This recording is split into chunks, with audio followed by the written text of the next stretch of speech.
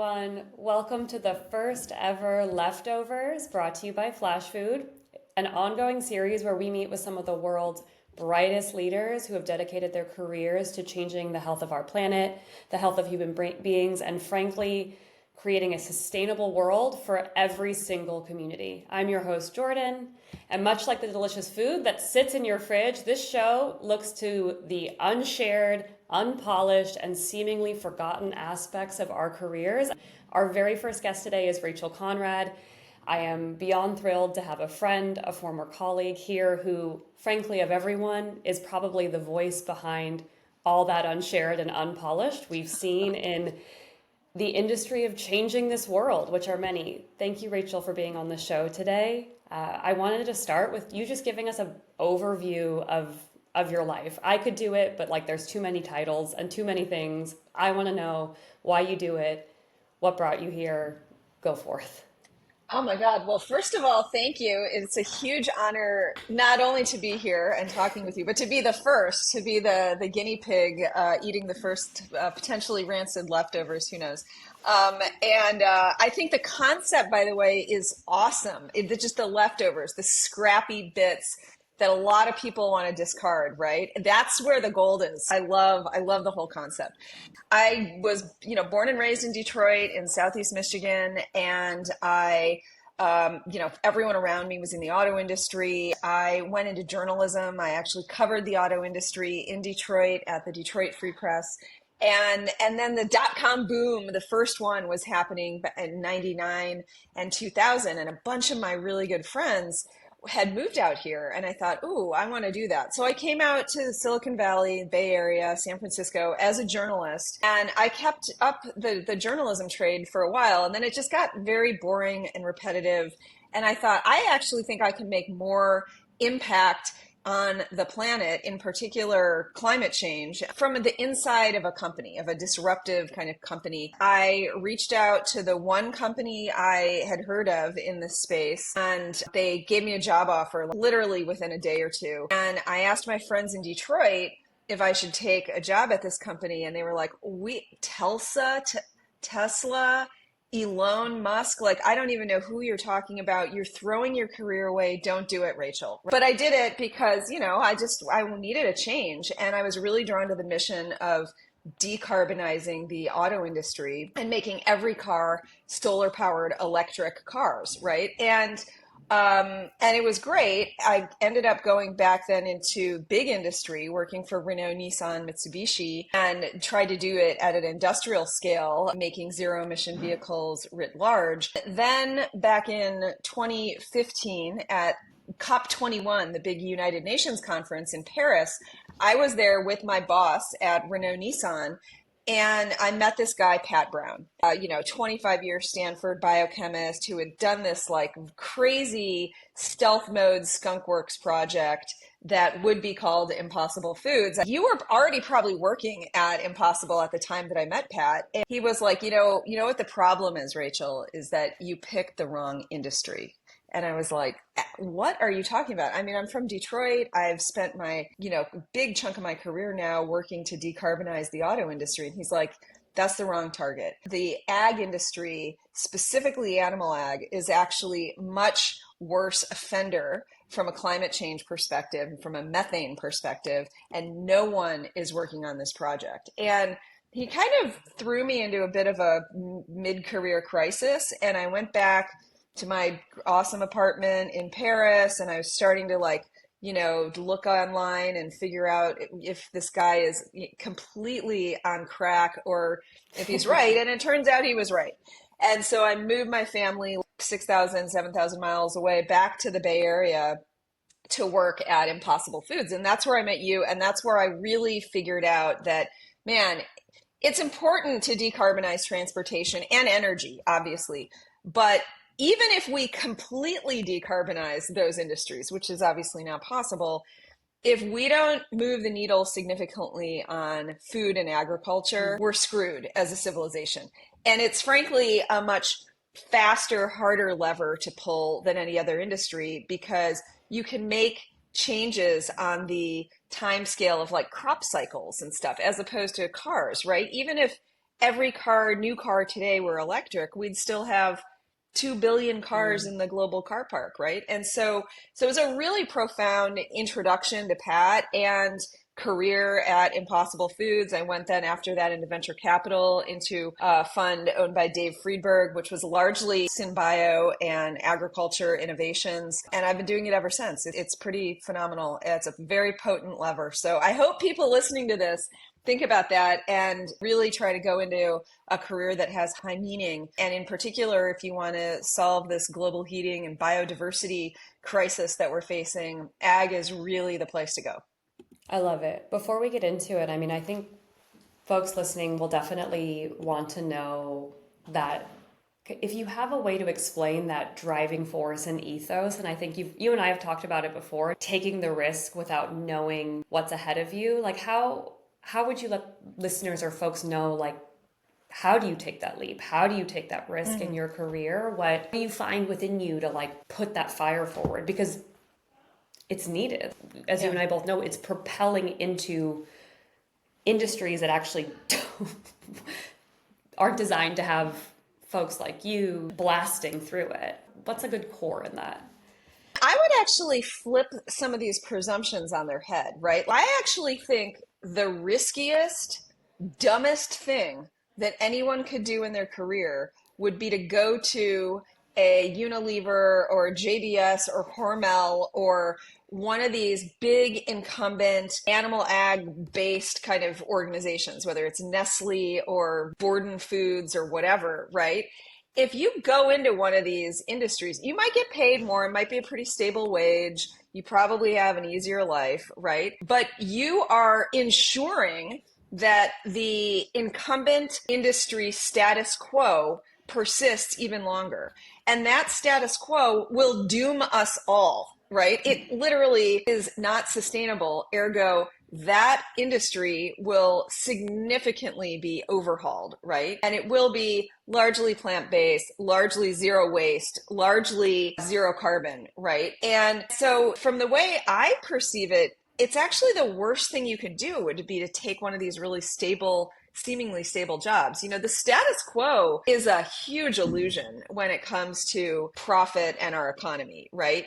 If you're just kind of chugging along with the status quo, you might make an income, like an annual cash salary that's okay, but you actually are not moving the needle on technology, R&D, consumer change, consumer behavior whatsoever. So you're kind of dooming yourself and your kids and their grandkids and every subsequent generation to a life that is not sustainable, i.e. will have huge disruptions, huge reduction in quality of life due to methane and carbon emissions and biodiversity collapse that these big industries perpetuate. It's really, really well said. Going back to the period of impossible, which is the period that we know each other, and obviously back to the theme of this talk, you know, I'm curious to hear from you about a couple of things in the period. One, I would say the thing that you were particularly proud of, and then I would also say following that, what got left on the table uneaten that you wished would have come to fruition? We can start That's really interesting. Yeah, we can start with the pride and then we'll go into the leftover of that. I'm not a very regretful person. I'm not very nostalgic or romantic. I'm pretty pragmatic, right? And I go for it, as you know, Jordan. In every single meeting, in every single presentation or podcast, I try not to leave anything on the table. So I don't feel like I left a lot personally on the table. I would say that the experience that I had at Impossible and that I saw, including working at a major venture capital company in this space of food and ag tech and synbio, the biggest disappointment that I had was frankly one of we didn't work hard enough on cost down, on this simple thing of getting our product to be at or ideally below parity with beef in this case. We still have a product, depending on where you go, that is, you know, double the price, even in inflation adjusted America, of conventional ground beef. And I just think it's too much to ask consumers to sacrifice that much of their income on any one thing. And when you look back at Tesla, which is kind of the foundational lessons of my career, they all started at Tesla. Tesla didn't have the world's number one selling car, the most high profit vehicle, the Model 3 and the Model Y, until it was as expensive as a conventional car. In 2023, the average price for a vehicle in the United States was just under $50,000. And guess what? That's the price of a Tesla now. So that is the tipping point that Elon was really focused on for many years back in the beginning. And I think that the food sector kind of lost the plot on that issue, right? They got into this idea around profits and, like cash flow break even and all this kind of stuff. And not that that's unimportant for investors and others, but you're not going to actually have a major impact on the incumbents if you have a product that's double or triple the price of the conventional status quo, in this case, 80-20 ground beef. It's like in the beginning, those early days at Tesla, we had a $150,000 sports car, the Roadster. And the first Model S was, $100,000 or something like that, right?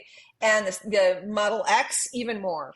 And it really wasn't until Elon hit this sweet spot of just under 50K per vehicle that he got traction. It's going to be the exact same way in the food and ag space. So that is what I am really worried about, not just Impossible, frankly, but every other company in the space. If we can't beat the incumbents on the economics, it's game over.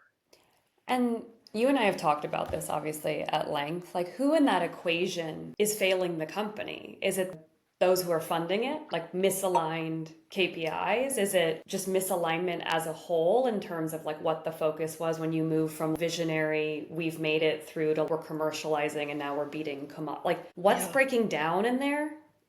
And well, I mean, some of my best friends are venture capitalists. Like they mean well, they really do. But I will say that, in general, venture capital funds have about a 10-year horizon, and you can't make meaningful systemic change that you can really see on a global scale within that time period, right?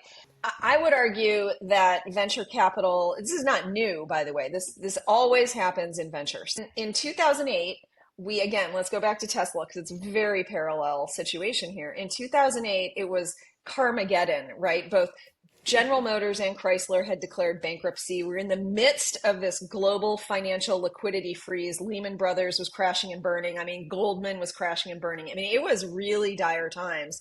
And we tend to forget that now, but I mean, it was really scary. And it was a stupid time to create any company, let alone a car company, let alone an electric car company. And back then, Elon was not a global name like he is now, but he was very well known in Silicon Valley as like the kingpin of the PayPal mafia. And so he was very well known and a trusted, reliable investment. And even Elon Musk back in 2008, 9, 10, he could not get money out of Sand Hill Road, the epicenter of venture capital. The company exists today because Elon put his last $45 million from PayPal acquisition into Tesla. And then we worked like hell to get a $465 million federal low-income loan from the Department of Energy.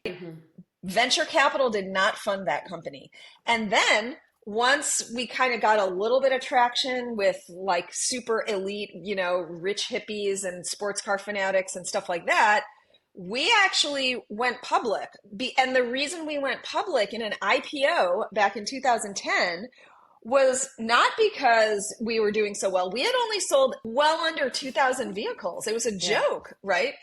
We did an IPO because we thought, well, we don't have any other choice. There is no other way to raise capital at this point other than asking the public, because we knew we had some goodwill with the public, to fund this company. We did not see any aggressive moves like that in the food and ag sector, right? We saw some, no, we can keep getting venture funding. We saw maybe we can get an M&A, right? We did not see bold moves like that. And there are a couple of companies now, Plenty is one, we have some colleagues who work there, that actually tried to move into this space of getting federal loans and things like that, but they're very, very few. So that's one of the biggest issues. It's not that venture capital failed. Venture capital will always fail you if you have very long time horizons. We didn't learn lessons from Tesla and other companies that said, okay, now I got to get off of the, venture capital bandwagon here because I will get thrown off, and either get to cash flow break even,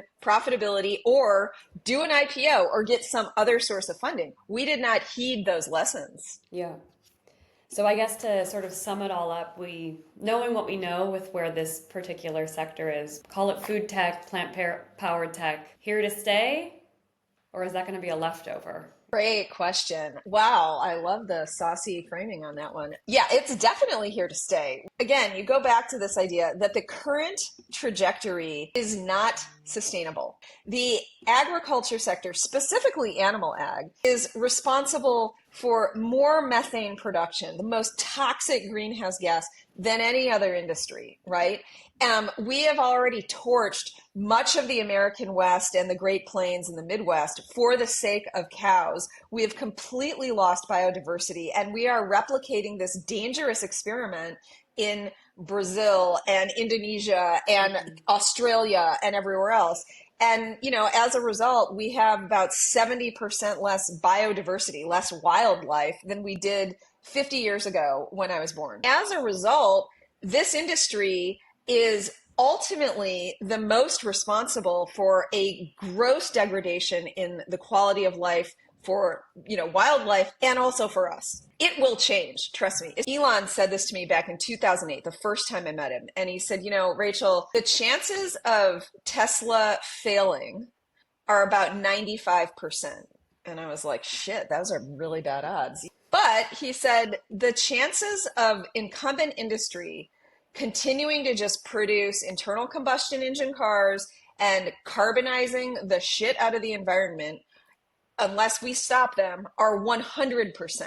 So we got to try. And it's exactly the same in the world of ag, but even more urgently. So I guarantee you that in 50 years, my progeny and yours and everyone else's will largely be eating a plant-based diet that is very low carbon, and we certainly will not be throwing out 40-50% of our food. But the question then becomes, how do you want to make that shift? Do you want to do it the way Pat Brown envisioned back in 2011, which is making, simulacrum of meat that tastes just as good, and you can throw it on the barbecue and you can have a pretty seamless lifestyle transition?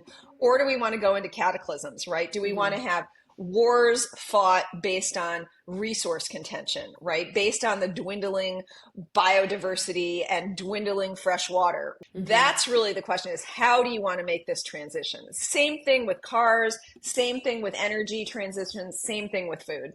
We're getting close to the end, but I want to shift/build a little bit on something. We'd spent a bulk of time talking about the investment community and the capital community. I think for those of you that know you listening, you're truly one of the greatest communicators and marketers that I've ever had the privilege of working vice versa, honey. Like, oh my God, you are such a powerhouse. It was so much fun working with you. Everything you gave, I tried to distill. I think and this could be in your time at production board or the work you're doing with Stanford now, in the same question of where we've seen this sort of investment community be warm, soft, and we're trying to figure out how that moves forward. What are we also seeing in the terms of building markets and communicating and creating demand? What was that like while you were on the venture side? What's that been like as you've sort of started to mold and shape these minds? Is it changing? Do we have to be more ferocious? Is the sort of world we are up against, is it stronger? What's happening from what you're saying? I think, so I do a lot of consulting with startups, right? With early stage CEOs and founders across a variety of industries. And I would say that the biggest single mistake that a lot of companies make is that they get a certain amount of traction, just like we did at Impossible Foods, right? Huge awareness because of the mainstream media, because of influencers, because of the marketing content, super provocative that you and your team is creating, all of that stuff. We had the world's best chefs endorsing us, and we had amazing Michelin-starred restaurants shifting to plant-based entirely. I mean, it was incredible. Whenever companies start seeing a level of success that is enticing, this is where they make the mistake. They then say, okay, now we got to go into the big leagues, and now we need to basically adopt the incumbent industry's playbook for comms, marketing, advertising, and awareness generation. And that will always fail the startup, because you can't compete against Nestle or Unilever from a cash basis, right? These companies spend 20 or more % of their revenue on advertising. They're doing Super Bowl ads, they're doing everything, right? Direct Not to mention incentives, their etc. GR budgets, their policy budgets. Exactly. It's So exponential. Yeah. they come in at some point.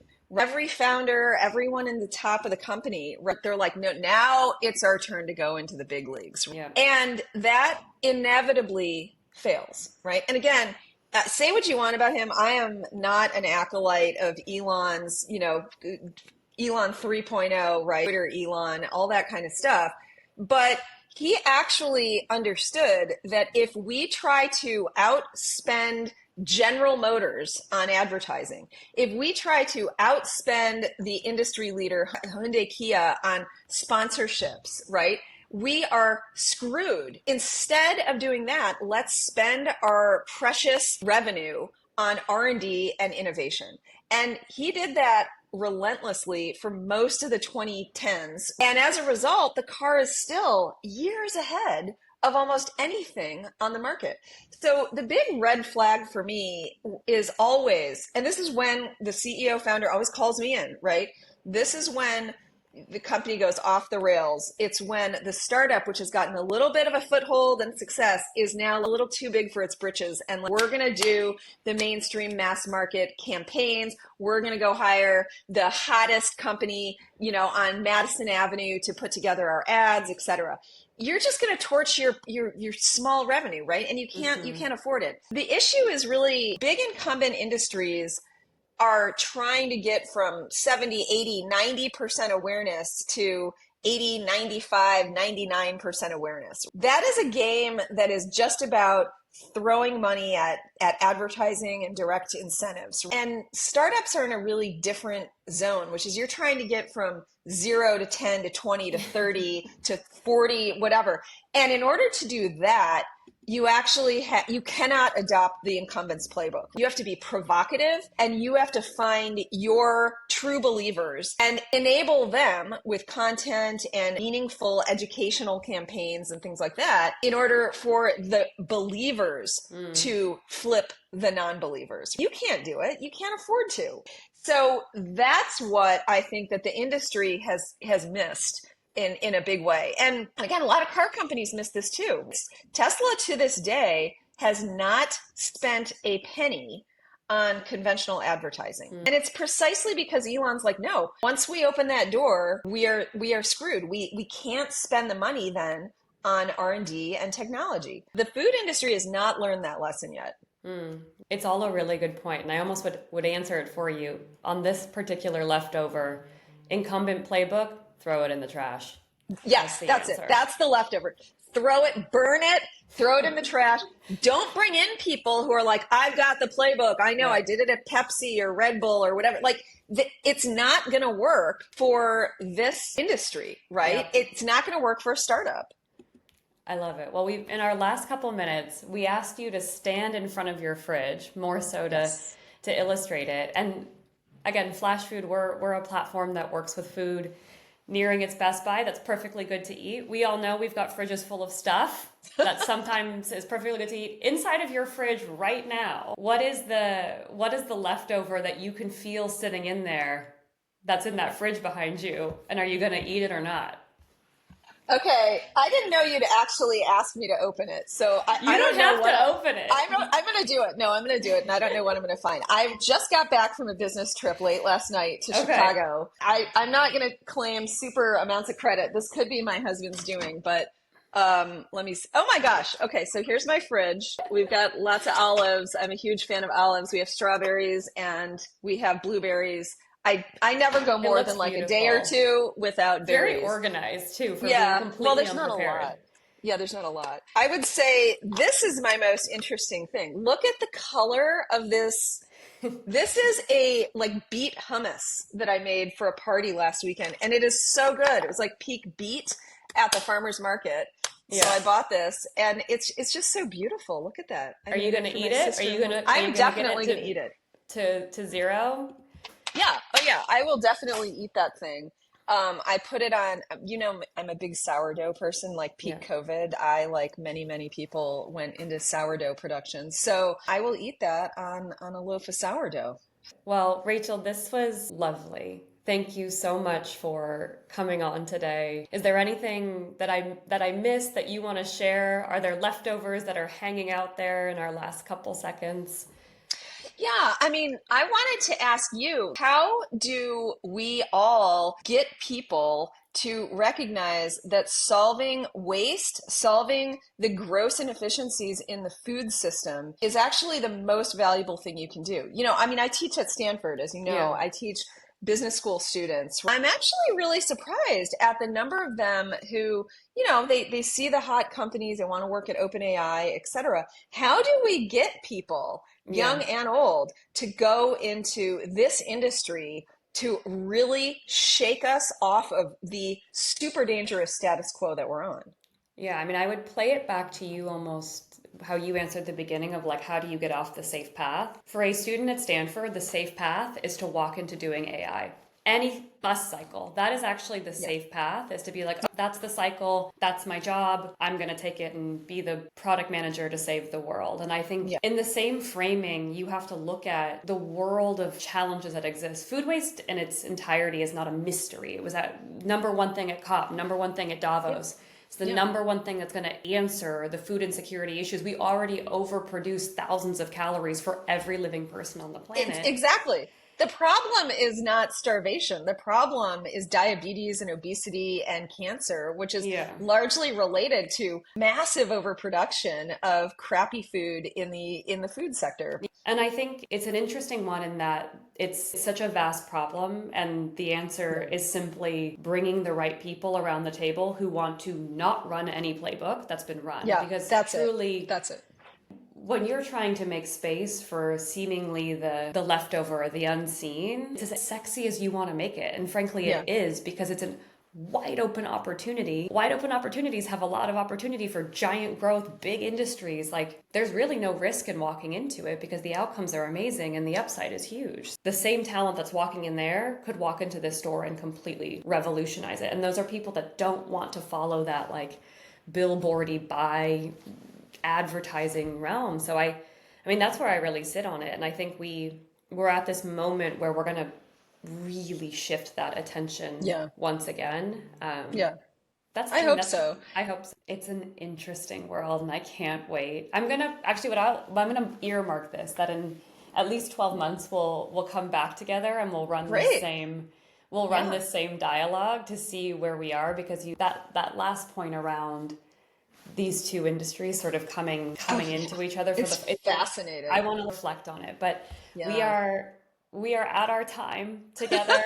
That was You so and I much could fun. go on for literally hours. We can, but we will do that but we'll over do it lunch or over yeah. wine or whatever. Yes. That's Thank where we'll you, find it. Jordan. Thank This you was so awesome. much. I Yeah. appreciate it. This was No, great.